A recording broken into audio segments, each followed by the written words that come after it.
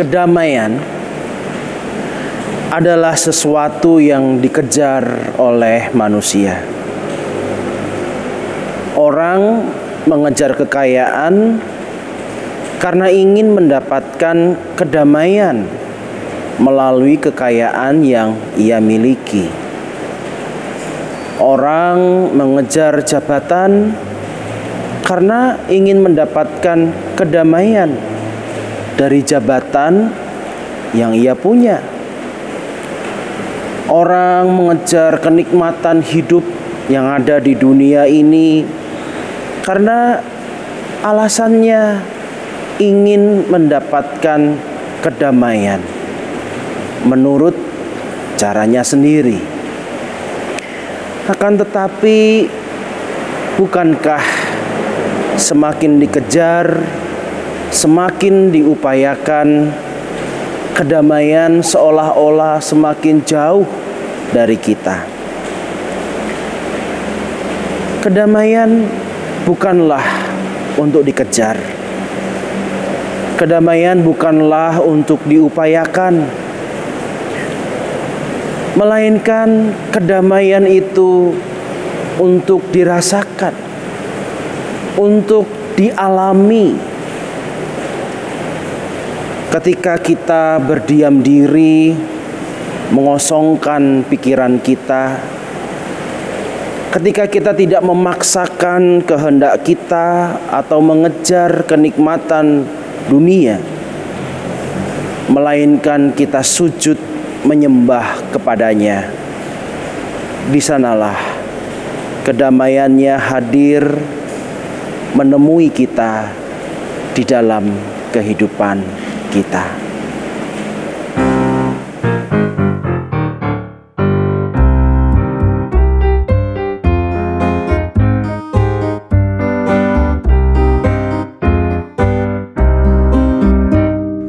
Patut segenap yang ada diam dan sujud sembah, mengosongkan pikirannya dari barang dunia, karena Tuhan sungguh hadir, patut dipermulia.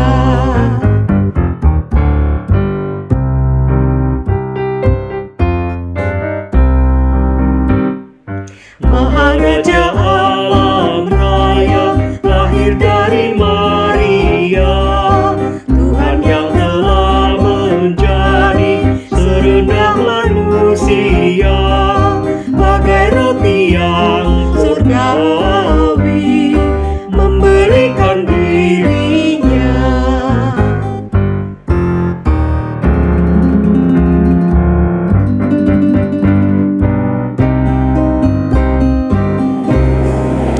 Kebaktian Minggu Advent keempat ini kita yakini hanya dapat berlangsung di dalam pertolongan Allah Bapa, Putra, dan Roh Kudus.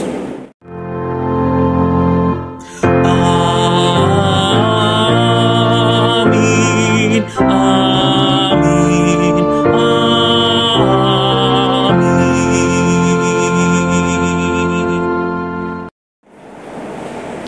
Kasih karunia dan damai sejahtera dari Allah Bapa kita dan dari Tuhan kita Yesus Kristus menyertai saudara sekalian. Dan menyertai saudara juga. Jemaat Tuhan yang terkasih, minggu ini kita telah memasuki Advent yang terakhir, yaitu Advent keempat. Dalam minggu Advent keempat, kita menghayati tentang makna kedamaian. Adapun tema pada minggu ini adalah sesungguhnya aku ini hamba Tuhan. Melalui tema yang adalah perkataan Maria, kita diingatkan agar dapat meneladani sikap Maria yang pasrah dan taat pada kehendak Allah. Bahkan ketika kehendak Allah itu tidak sesuai dengan kehendak kita. Mari kita satu di dalam doa. Kita berdoa. Tuhan, di dalam minggu Advent keempat ini kami akan belajar tentang bagaimana agar kami dapat mengalami kedamaian seperti Maria yang juga mampu untuk mengalami kedamaian sekalipun hidupnya tidak sesuai dengan apa yang ia rencanakan. Tuhan, ampunilah kami kalau selama ini kami mengejar kedamaian dengan cara yang salah. Damai menurut kami adalah ketika kami memaksakan kehendak kami terjadi menurut rancangan kami. Ampuni kami kalau kami merancang segala sesuatu yang menurut kami bisa menyukakan hati kami, bisa membuat kehidupan kami tenang, bisa merasakan bahwa kehidupan kami nanti akan berbahagia. Ampunilah kami kalau di dalam kami mengejar kedamaian kami justru melakukan banyak hal yang melukai hati Tuhan. Saat ini ya Tuhan, kiranya Engkau memberikan kedamaian-Mu di dalam hati kami, sehingga kami dapat melakukan kehidupan kami sesuai dalam rancangan Tuhan, dan kami pada akhirnya menemukan dan mengalami kedamaian yang kami cari itu. Ya Tuhan, kasihanilah kami. Kami percaya Engkau sayang kepada kami, memberikan keadilan dan kedamaian kepada kami. Tuhan, kasihanilah kami, ampunilah dosa dan kesalahan kami. Demi Kristus Yesus Tuhan kami berdoa. Amin. Mari kita bersama-sama bangkit berdiri dan kita memohon pertolongan Tuhan dengan bersama-sama membaca Ulangan 32 ayat 36 bagian A yang menjadi berita anugerah bagi kita semua. Berita anugerah terambil dari Ulangan 32 ayat 36 bagian A. Di sana tertulis demikian: sebab Tuhan akan memberikan keadilan kepada umat-Nya dan akan merasa sayang kepada hamba-hambanya. Demikianlah berita anugerah dari Tuhan.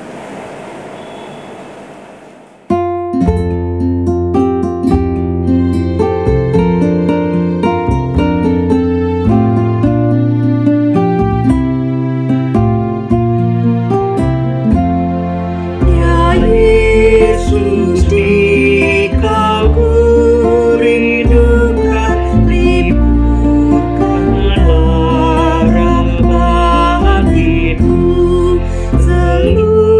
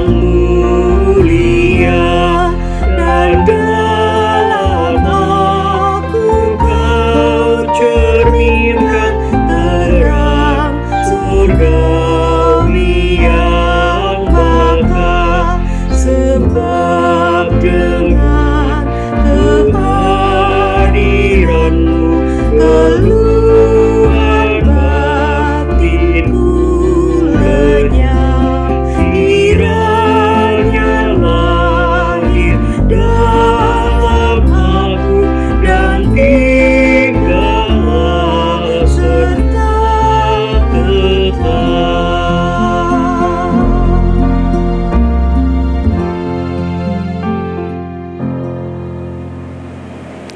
Jemaat Tuhan, saat ini marilah kita bersama-sama memohon pertolongan Roh Kudus untuk pelayanan firman yang akan kita renungkan pada hari ini. Mari kita satu dalam doa. Ya Roh Kudus, tolonglah kami agar kami bisa mengerti sabda-Mu. Kuatkanlah hati kami supaya kami juga bisa melakukan setiap sabda-Mu. Berikanlah hamba-Mu yang tidak layak ini pengertian, dan layakkanlah dia supaya ia dapat mengucapkan apa yang harus ia ucapkan dari Tuhan, dan juga merasakan apa yang harus ia rasakan dari Tuhan. Pimpin supaya pikirannya terarah pada Tuhan. Terima kasih, kami sambut sabda-Mu, dan kami percaya Engkau bersama dengan kami. Demi Kristus Tuhan kami berdoa. Amin. Jemaat Tuhan, pembacaan firman Tuhan terambil dari Injil Tuhan kita Yesus Kristus menurut Injil Lukas pada pasal yang pertama ayat 26 sampai ayatnya yang ke-38. Lukas pasal 1 ayat 26 sampai ayat yang ke-38 menceritakan tentang kelahiran Tuhan kita Yesus Kristus, di mana malaikat Gabriel memberikan berita kepada Maria. Demikian sabda Tuhan. Dalam bulan yang ke-6, Allah menyuruh malaikat Gabriel pergi ke sebuah kota di Galilea bernama Nazaret, kepada seorang perawan yang bertunangan dengan seorang yang bernama Yusuf dari keluarga Daud. Nama perawan itu Maria. Ketika malaikat itu masuk ke rumah Maria, ia berkata, "Salam, hai engkau yang dikaruniai, Tuhan menyertai engkau." Maria terkejut mendengar perkataan itu, lalu bertanya di dalam hatinya, "Apakah arti salam itu?" Kata malaikat itu kepadanya, "Jangan takut, hai Maria, sebab engkau beroleh kasih karunia di hadapan Allah.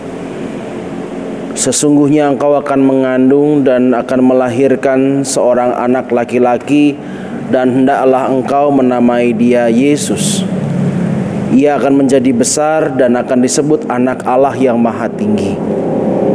Dan Tuhan Allah akan mengaruniakan kepadanya tahta Daud bapa leluhurnya. Dan ia akan menjadi raja atas kaum keturunan Yakub sampai selama-lamanya, dan kerajaannya tidak akan berkesudahan." Kata Maria kepada malaikat itu, "Bagaimana hal itu mungkin terjadi, karena aku belum bersuami?" Jawab malaikat itu kepadanya, "Roh Kudus akan turun atasmu, dan kuasa Allah yang Maha Tinggi akan menaungi engkau. Sebab itu anak yang akan kau lahirkan itu akan disebut kudus, Anak Allah. Dan sesungguhnya Elisabet, sanakmu itu, ia pun sedang mengandung seorang anak laki-laki pada hari tuanya, dan inilah bulan yang ke-6 bagi dia yang disebut mandul itu. Sebab bagi Allah tidak ada yang mustahil." Kata Maria, "Sesungguhnya aku ini hamba Tuhan, jadilah padaku menurut perkataanmu itu." Lalu malaikat itu meninggalkan dia. Jemaat Tuhan, demikianlah Injil Tuhan kita Yesus Kristus. Berbahagialah mereka yang mendengarkan firman Allah, memeliharanya di dalam kehidupannya, dan bahkan melakukannya dalam kehidupan hari lepas hari. Maranatha. Maranatha, Maranatha, Maranatha.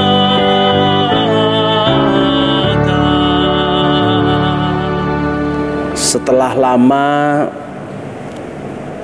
enggak ber-WA setelah lama ndak ngabari, tepatnya 47 hari.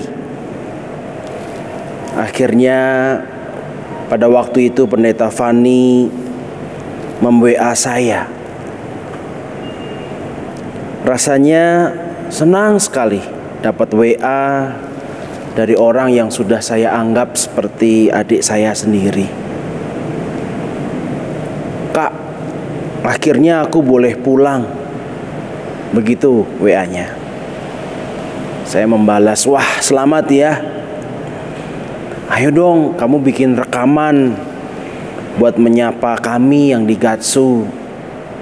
Kita kan juga kangen sama kamu. Dan dia membalas, nanti ya kak,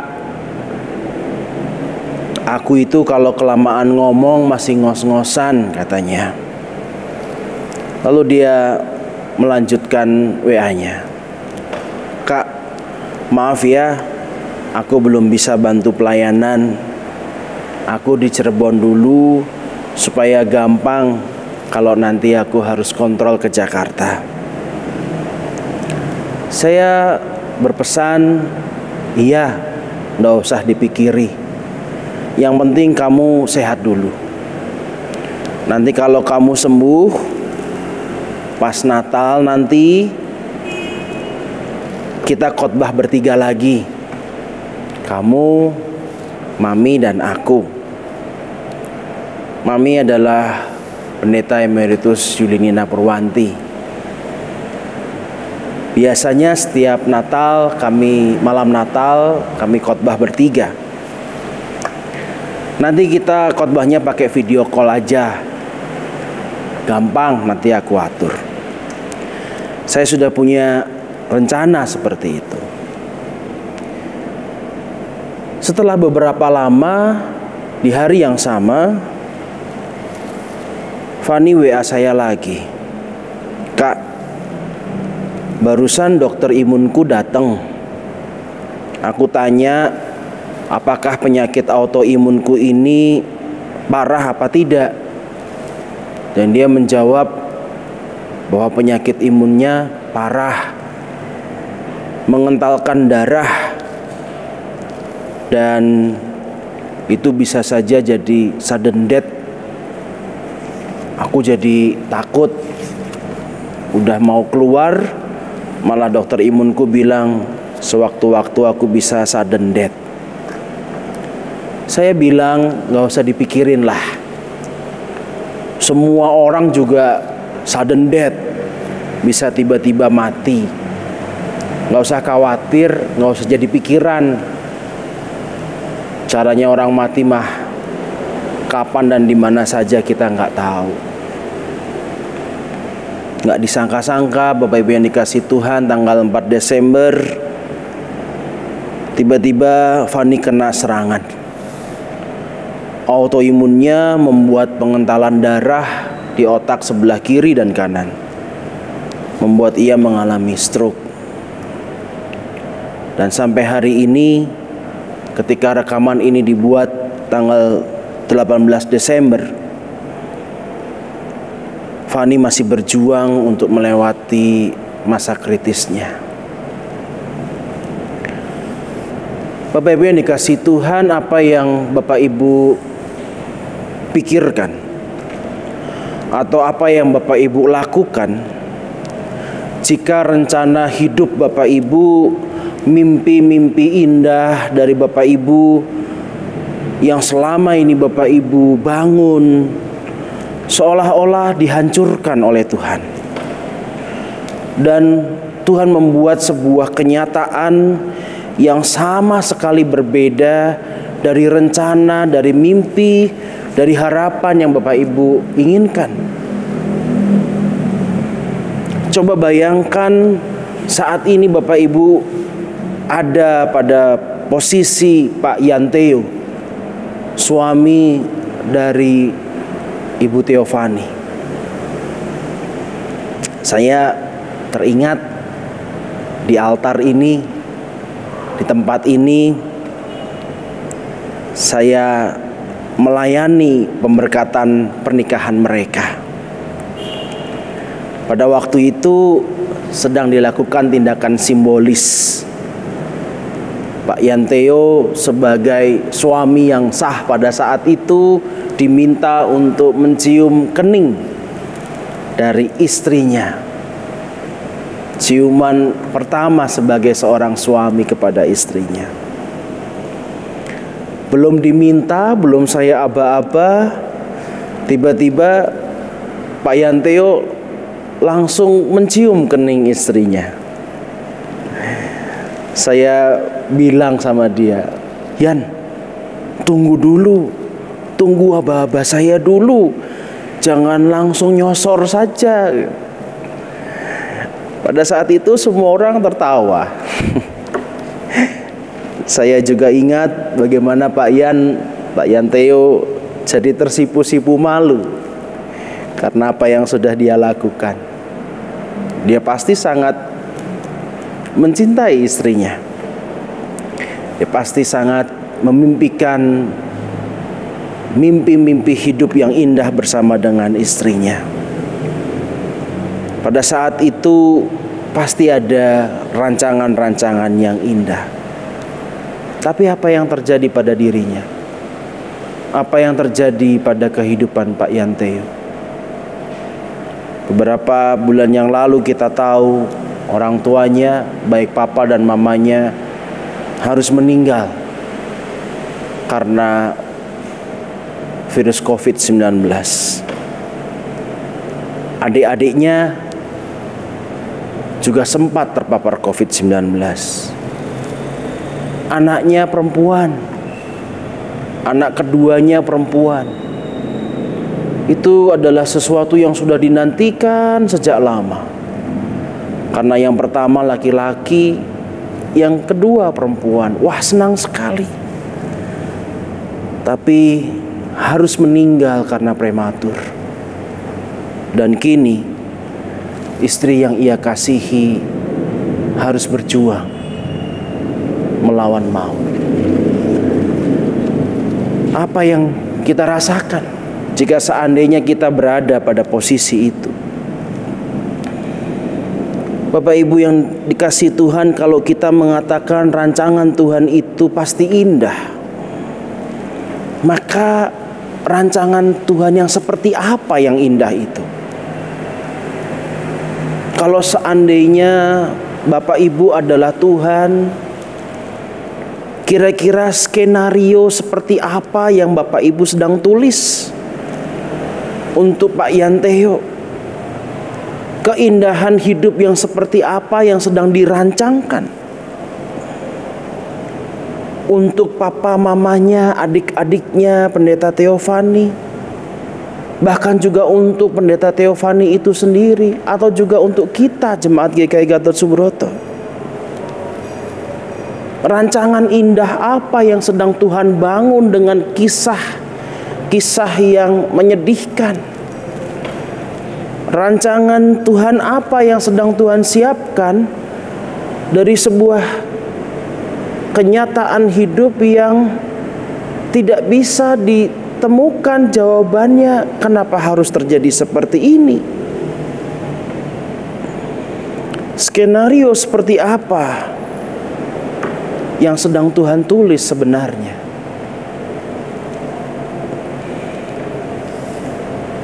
Tanggal 10 Desember sekitar jam 9 pagi, mama dari Pendeta Theophany menelpon saya. Dengan berurai air mata dan tangis, dia memberitahu kalau Fani kritis, memohon supaya saya berdoa, kami berdoa. Ia tidak bisa berkata-kata yang lain. Yang ia dapat katakan pada saat itu hanyalah, kenapa harus Fani, Adon? Kenapa harus Fani, Adon?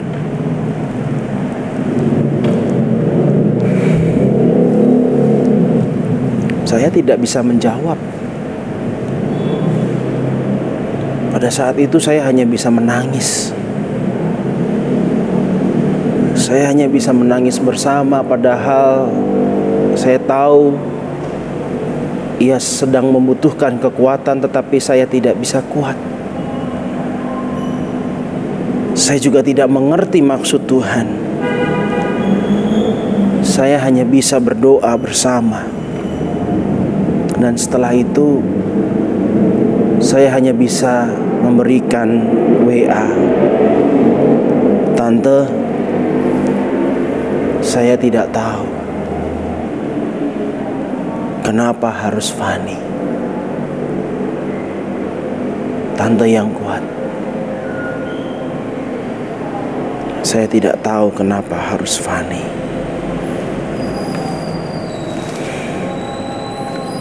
Bapak Ibu yang dikasihi Tuhan, bukan hanya mimpi-mimpi Bu Fani saja, atau mimpi dari Pak Yanteo atau keluarga Papa Mama dan adik-adik dari Yanteo, dari Bu Teofani. Tetapi mimpi-mimpi kita juga sering kali harus berubah, harus menemukan sebuah kenyataan bahwa rancangan kita bukan rancangan Tuhan. Seperti mimpi Maria yang seolah-olah juga diacak-acak oleh Tuhan. Bayangkan seorang perempuan yang sudah dilamar, tinggal menunggu tunangannya menjemputnya untuk kemudian menikahkannya, lalu tinggal bersama-sama. Mungkin tinggal beberapa bulan, atau bahkan mungkin hari bahagia itu tinggal beberapa hari lagi. Tiba-tiba malaikat datang dan mengubah semua mimpi, rencana hidup, perjuangan mereka selama ini dirubah semuanya. Saya juga pasti bertanya, saya juga yakin Maria juga pasti bertanya pada saat itu di dalam hatinya. Walaupun itu tidak tertulis di dalam Alkitab, tetapi saya yakin Maria juga bertanya, kenapa harus saya Tuhan? Kenapa harus saya? Kenapa harus saya sebagai Maria yang harus menerima hal ini dan bukan perempuan lain? Apa nggak ada perempuan lain di muka bumi ini yang bisa melakukan semua apa yang Tuhan inginkan? Kenapa harus saya? Kenapa harus Maria? Kenapa harus Fani Adon? Kenapa? Maria adalah gadis lugu, gadis kampung. Dia tidak punya cita-cita, apalagi ambisi untuk menjadi ibu dari Tuhan semesta alam. Ngapain? Cita-citanya sangat sederhana, menjadi istri dari seorang tukang kayu, dari keluarga yang sangat sederhana, membesarkan ibu dari anak-anaknya, membesarkan menjadi ibu dari anak-anaknya. Hanya itu saja, simple, sederhana. Seperti gadis-gadis desa lainnya yang tidak juga mempunyai ambisi untuk yang terlalu muluk-muluk. Tidak ada sesuatu yang perlu, sesuatu yang wah, yang hebat, yang spektakuler. Tidak. Hanya menjadi istri dari seorang tukang kayu, hanya menjadi ibu dari anak-anak mereka. Sudah selesai, itu saja. Saat ini kita bisa mengatakan bahwa Maria beruntung sekali. Dia dapat kesempatan menjadi ibu Tuhan. Dia mendapatkan anugerah. Saat ini kita bisa mengatakan seperti itu. Tapi pada waktu itu Maria tidak tahu. Maria bingung. Kenapa harus saya Tuhan? Kenapa harus saya merubah semua rancangan hidup, merubah semua mimpi-mimpi saya? Bapak Ibu yang dikasihi Tuhan, pesan malaikat kepada Maria, salam hai engkau yang dikaruniai oleh Allah. yang dikaruniai oleh Allah. Kekaritomene, kira-kira begitu bahasa aslinya. Dan menariknya, bahasa asli itu selain dikaruniai juga artinya dihadiahi, diistimewakan oleh Allah. Salam hai kamu yang diistimewakan oleh Allah. Bapak Ibu yang dikasihi Tuhan, ada dua hal yang saya dapatkan dari kata ini, kekaritomene ini, yang artinya yang dikaruniai Allah ini. Hal yang pertama, itu berarti Maria terlalu istimewa di hadapan Tuhan, terlalu dikasihinya, maka Tuhan memilihnya. Kenapa yang dipilih Maria? Kenapa Maria diistimewakan oleh Tuhan? Kenapa Maria begitu diperkenan oleh Tuhan? Apakah Maria itu terlalu suci, tidak berdosa dibandingkan dengan perempuan-perempuan lain, atau Maria yang paling pantas? Kita tidak tahu. Tapi satu hal yang kita tahu, Maria diistimewakan oleh Tuhan. Maria begitu diperkenan oleh Tuhan. Mungkin Maria berpikir bahwa Tuhan jahat, Tuhan merusak mimpi-mimpinya, Tuhan merusak rancangannya. Tetapi justru di balik semua mimpi-mimpinya itu, yang saat ini tidak terwujud itu, di sisi lain Tuhan ternyata mengistimewakan Maria. Karena itu tidak bisa perempuan lain, harus Maria. Karena itu tidak bisa diberikan kepada perempuan lain. Yang menerima anugerah itu harus Maria, tidak bisa yang lainnya. Maria bukan sedang dihukum oleh Tuhan. Maria bukan sedang dijahati oleh Tuhan. Ketika rancangannya, ketika rencananya, ketika keinginannya dirubah oleh Tuhan semuanya, bukan. Tapi justru Maria sedang diistimewakan oleh Tuhan. Fani bukan dihukum Tuhan, tapi dia terlalu istimewa di mata Tuhan. Dia terlalu dikasihi oleh Tuhan. Hal yang kedua, oleh karena itu, apa yang dilakukan oleh Tuhan kepada Maria bukan sebuah hukuman. Apa yang dilakukan Tuhan kepada Maria bukan sebuah kejahatan, tetapi sebuah hadiah, sebuah berkat. Sekalipun pada saat itu Maria tidak tahu apa berkatnya, apa anugerahnya. Di balik apa yang terjadi, kita hanya bisa mengerti pasti ada maksud Tuhan yang baik di balik semua ini. Bapak Ibu yang dikasihi Tuhan, sudah sering saya membawakan renungan Natal tentang Maria dan bagaimana Maria ini pasrah pada kehendak Tuhan. Tetapi ketika berada pada situasi seperti Maria, ternyata tidak mudah. Saya menulis di Facebook saya pada saat itu, saya bercerita bagaimana saya ngotot ketika banyak rekan-rekan pendeta, anggota jemaat yang datang ke rumah, bahkan istri saya sendiri sudah mengingatkan kepada saya, pasrah, yang terbaik yang Tuhan berikan, saya tetap mengatakan yang terbaik adalah Fani sembuh. Tidak ada yang tidak lagi yang terbaik selain itu. Saya tidak mau meminta rancangan Tuhan yang lain. Saya tidak mau mengimani rancangan Tuhan yang lain. Saya meminta kepada Tuhan rancangan saya. Itu yang terjadi. Saya tidak bisa membayangkan jika Tuhan memberikan rancangan yang lain.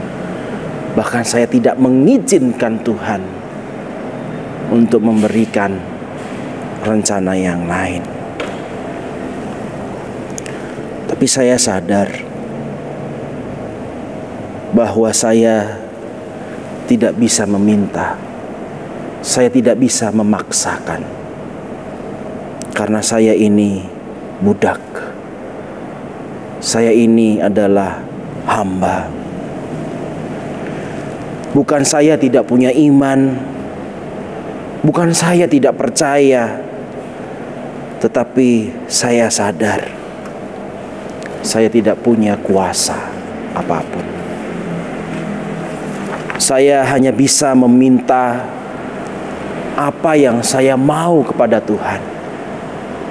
Dan saya tahu bahwa Tuhan yang saya mintai itu pasti mampu memberikan apa yang saya minta. Pasti mampu.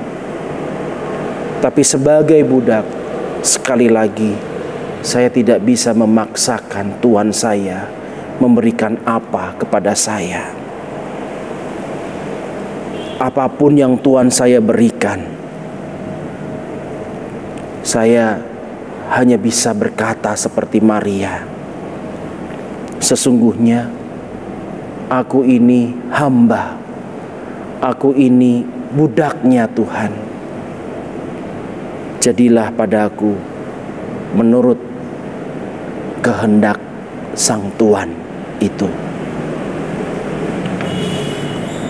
Saya tidak tahu bagaimana Bapak Ibu menyambut Natal di tahun 2020 ini. Apakah Bapak Ibu menyambutnya dengan sukacita? Apakah Bapak Ibu menyambutnya dengan gembira karena semua rancangan-rancangan Bapak Ibu terjadi, terwujud, atau bahkan rancangan-rancangan Bapak Ibu diberkati Tuhan melebihi ekspektasi atau harapan Bapak Ibu?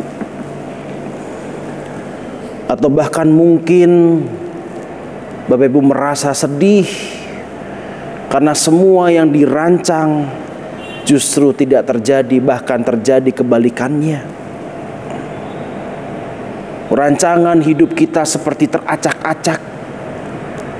Rancangan kehidupan kita seperti dihancurkan oleh Tuhan. Ingatlah, kita ini budak. Kita hanya bisa meminta kepada Tuhan kita. Dan percayalah bahwa Tuhan kita mampu untuk memberikan apa yang kita minta. Tapi sebagai budak, kita tidak bisa paksa. Kita hanya bisa mengimani bahwa kita akan diberikan yang terbaik oleh Sang Tuhan. Sekalipun mungkin tidak seperti yang kita inginkan. Karena itu, mari bersama-sama dengan Maria. Jika apa yang kita mimpikan, apa yang kita harapkan ternyata tidak sesuai dengan apa yang kita cita-citakan dan kita harapkan, mari menangis bersama Maria. Mari kecewa bersama dengan Maria. Namun juga mari melapangkan dada kita dan bersama Maria kita berkata, sesungguhnya aku ini adalah hamba Tuhan. Jadilah padaku menurut perkataanmu itu. di sanalah kita menemukan kedamaian kita. Amin.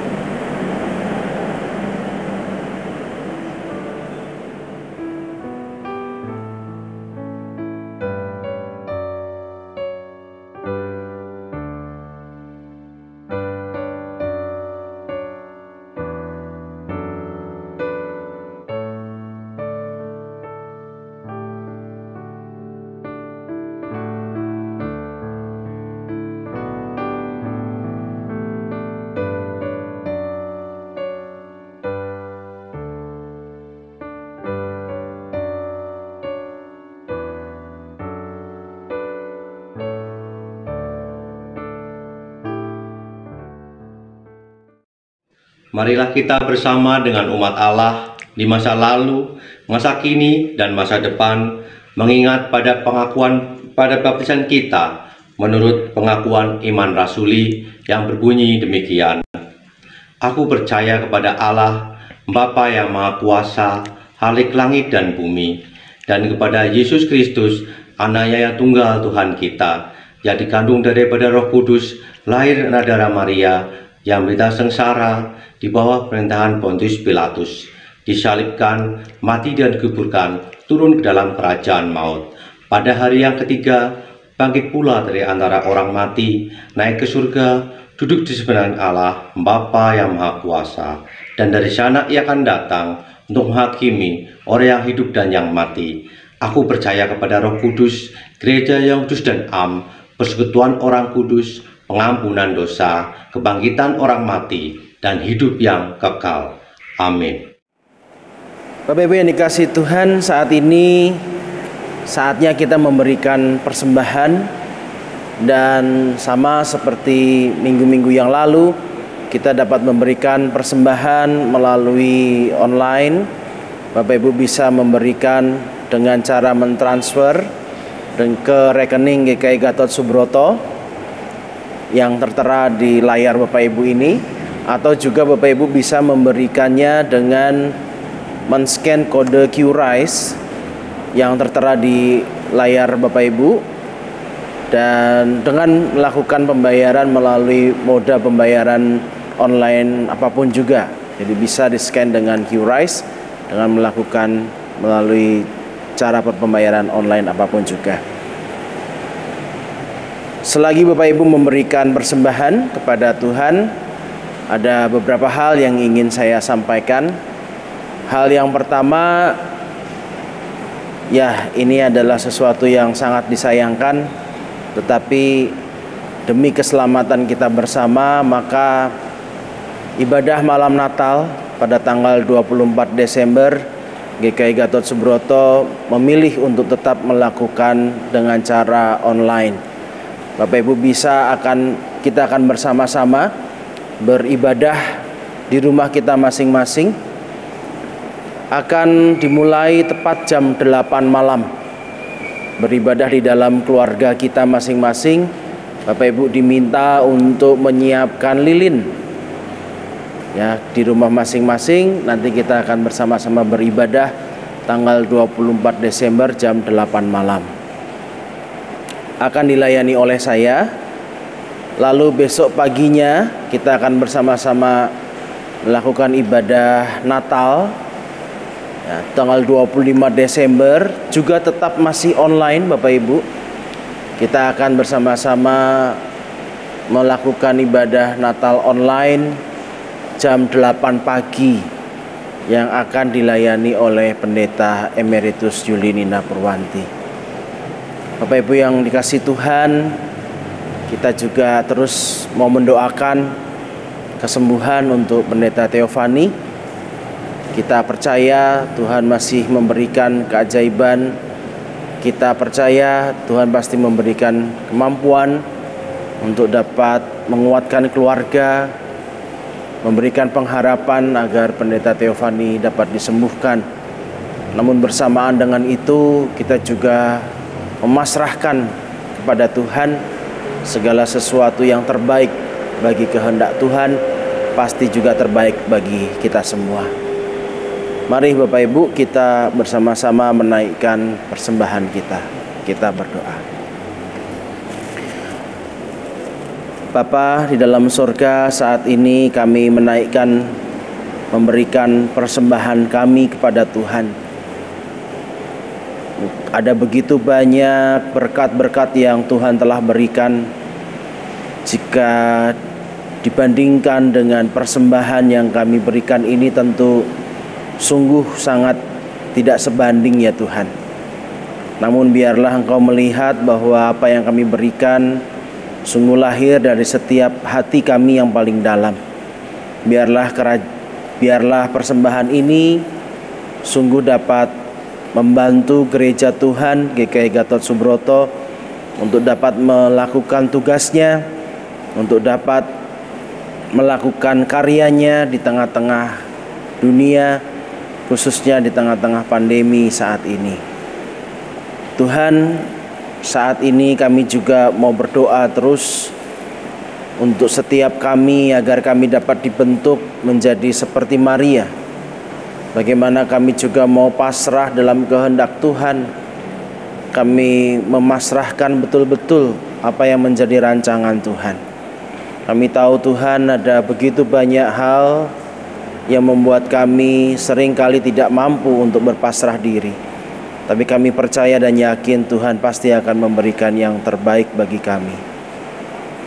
Karena itu ya Tuhan, saat ini kami juga mau berdoa untuk Pendeta Theophany dan juga bersama dengan keluarganya. Kami terus berharap dan percaya Tuhan dapat menyembuhkan. Dan kami yakin Tuhan pasti bisa menyembuhkan. Tetapi ya Tuhan, pada saat ini kami betul-betul mau pasrah dalam kehendak Tuhan.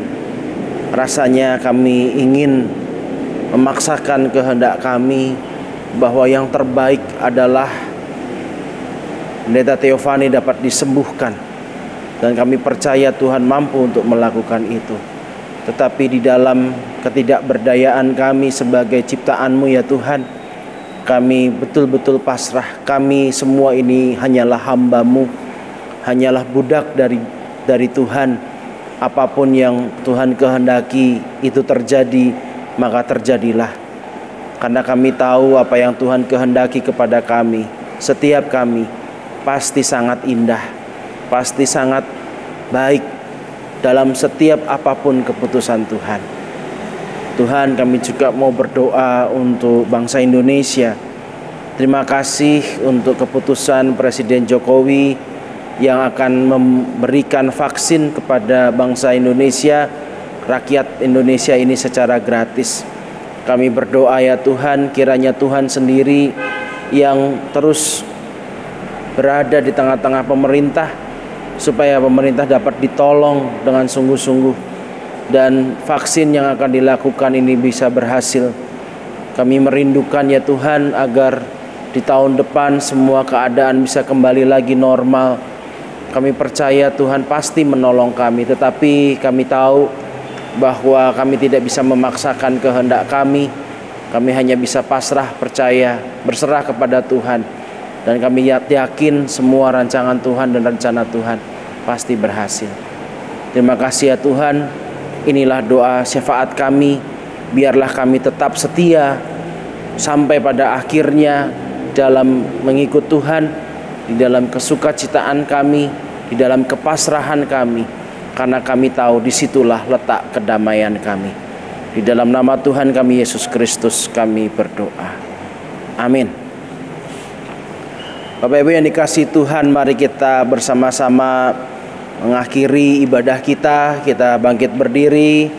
Kita bersama-sama menyanyikan lagu Setialah, Setialah dari NKB 154. Kita nyanyikan bait pertama dan ketiga.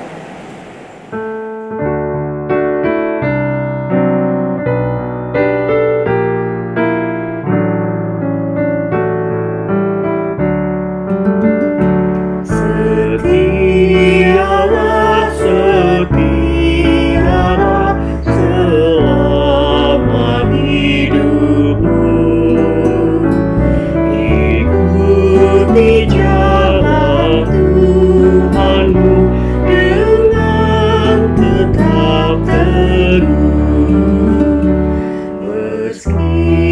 penuh derita di dalam dunia, tetapi jangan kau gentar, tetap setialah.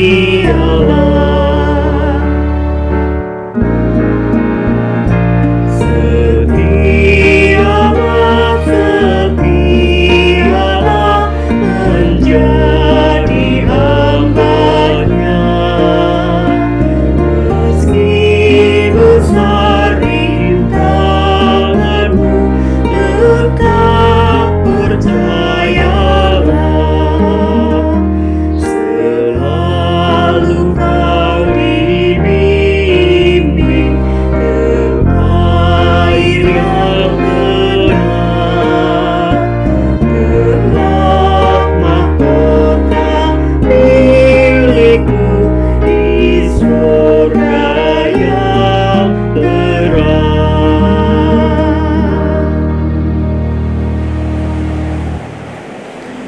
Jemaat Tuhan yang terkasih, saatnya kita kembali lagi dalam kehidupan kita. Kita bergumul kembali bersama dengan Tuhan dalam setiap rancangan-rancangan kita yang kita pertaruhkan di dalam rancangan Tuhan. Biarlah setiap rancangan kita sungguh-sungguh kita pasrahkan ke dalam Tuhan. Biarlah Dia yang menjadikan segala rancangan dari Allah menjadi juga rancangan dalam kehidupan kita. Oleh karena itu, arahkanlah hatimu hanya kepada Tuhan. Kami mengarahkan hati kami kepada Tuhan. Jadilah saksi Kristus. Syukur kepada Allah, Terpujilah Tuhan. kini dan selamanya. Saat ini, marilah kita bersama-sama memohonkan berkat Tuhan. Tuhan memberkati engkau. Tuhan melindungi engkau. Tuhan menyinari engkau dengan wajah-Nya. Tuhan memberi engkau kasih karunia. Tuhan menghadapkan wajah-Nya kepadamu. Tuhan memberimu damai sejahtera. Amin.